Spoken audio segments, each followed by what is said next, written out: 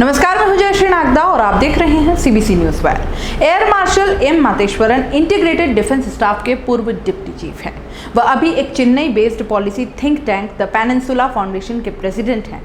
The Quint में छपे इस लेख में दिए गए विचार लेखक के अपने हैं। आइए एक नजर डालते हैं इस रिपोर्ट पर। आखिरकार जिसका लंबे समय से इंतजार था वो राफेल विमान मिल गए हैं।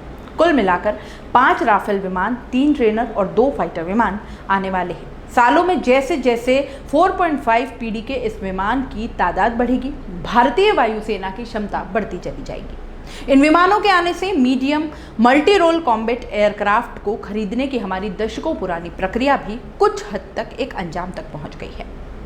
एमआरसीए से लेकर एमएमआरसीए तक एक बेहद लंबी प्रक्रिया होती है। ये प्रक्रिया मल्टी रोल कॉम्बैट एयरक्राफ्ट की ज़रूरत के साथ 1990 के आखिर में शुरू हुई थी, जो कि जल्द ही और मिराज 2000 विमान मंगाने के फैसले में तब्दील हो गई, जिसे बनाने का लाइसेंस HAL को मिलना था। 2003 के आखिर तक इस पर व्यापक विचार विमर्श होता रहा और प्रोजेक्ट के लिए प्रस्ताव आते रहे। उम्मीद थी कि सरकार इसे मंजूरी दे देगी, लेकिन तभी जसवंत सिंह की अध्यक्षता वाली रक्षा अधिग्रहण परिषद ने प्रस्ताव को यह कहकर खारिज कर दिया कि इतनी बड़ी खरीदारी के लिए ग्लोबल टेंडर की प्रक्रिया ही ठीक रहेगी।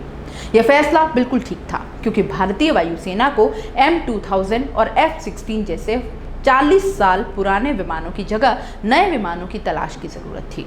4.5 पीडी के medium multi role combat aircraft को ध्यान में रखते हुए अक्टूबर 2004 में मेरे हस्ताक्षर से नई RFI यानी कि रिक्वेस्ट फॉर इंफॉर्मेशन भेजी गई। MMRCA की प्रक्रिया शुरू हुई। उसके बाद जो हुआ वो इतिहास बन चुका है। 2004 में इरादा था कि पहला विमान 2010-11 तक आ जाएगा। 5 बड़ी बातों पर नजर डालें तो 5 राफेल से मल्टी रोल कॉम्बैट एयरक्राफ्ट खरीदने की जो प्रक्रिया 1990 के आखिर में शुरू हुई वो कुछ हद तक एक अंजाम तक पहुंच गई है। राफेल के वायुसेना में शामिल होने से हमारी स्थिति रक्षात्मक और प्रतिक्रियात्मक से बदलकर दुश्मन से दुस्साहस को रोकने वाली हो जाएगी। हालांकि ज़रूरत इस बात की है कि हम वास्तविकता को समझें और डींगे हाँकने से बचें। राफेल के 2 स्क्वाड्रन जिनके तैयार होने में अभी वक्त है भी भारत की ज़रूरतों का महज एक हिस्सा ही पूरी कर पाएंगे। हमारे पास 12 स्क्वाड्रन की कमी बनी रहेगी। सुरक्षा तैयारी में इस कमी का असर आने वाले समय में भारत के पास मौजूद विकल्प और रणनीतियों पर पड़ेगा। अगर अफवाह सच है और भारत 44 और राफेल खरीदता है तो ये भारत के लिए मौका गंवाने की विडंबना जैसा होगा।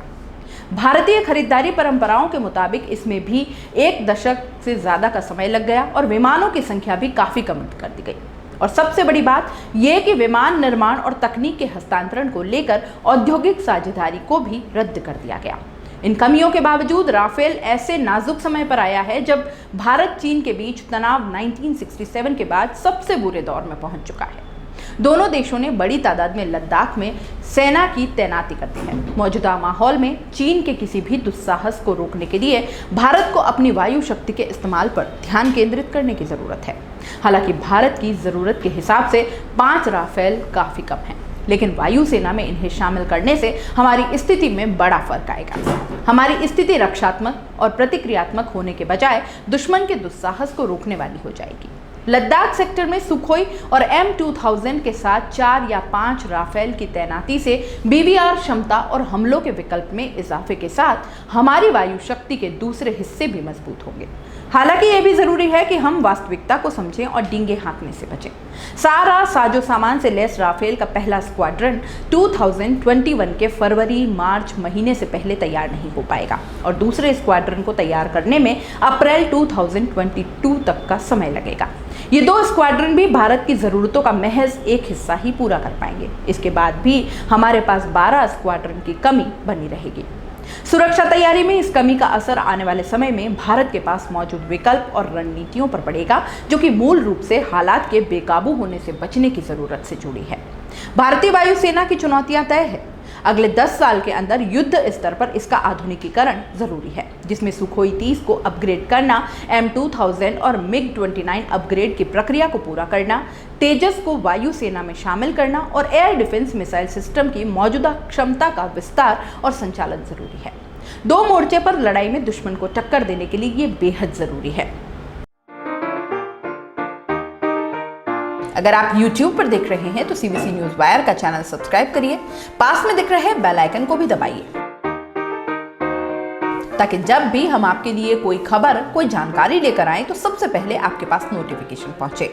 अगर आप फेसबुक पर देख रहे हैं तो CBC वायर का पेज लाइक करिए। अगर आप इंस्टाग्राम पर देख रहे हैं तो आप हमें फॉलो कर सकते हैं।